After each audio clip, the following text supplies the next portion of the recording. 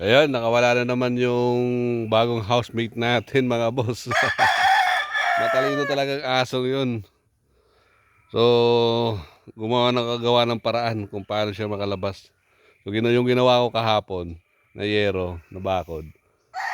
Yun din, dun sa butas, dun din dumaan. Ayan, pinaglaruan niya yung isang nakatali dito. Buti na din naman niya pinatay. So, dinila-dilaan lang siguro niya kasi basang-basa, pasilip ko sa inyo mga bossing. Ayan o. Napapansin nyo. Kaya pala iiyak yan, nag-iingay. So, basang-basa siya.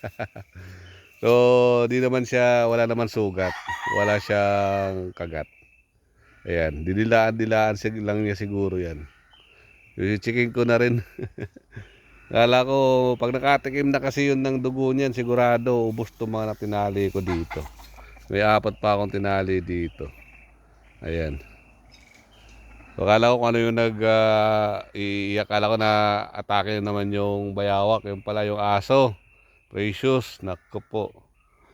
Ayan. Buti di naduguan. Kung naduguan yan, nakatikim yun. Nako.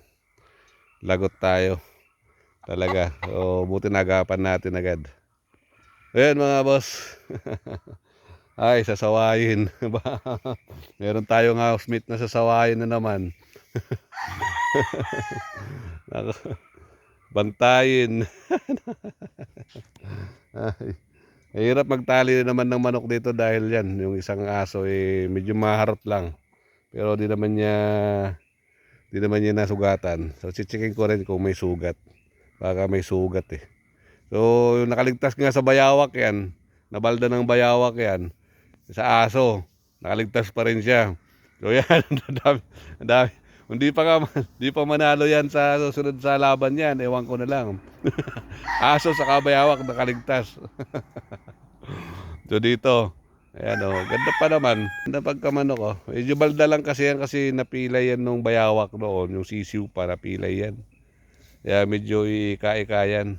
Pero okay maglaro yan mga bossing. Ayan.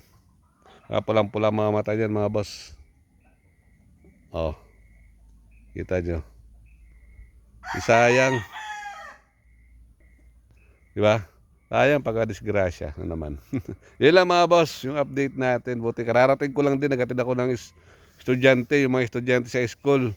Buti nadatnang ko, kung hindi, tapos.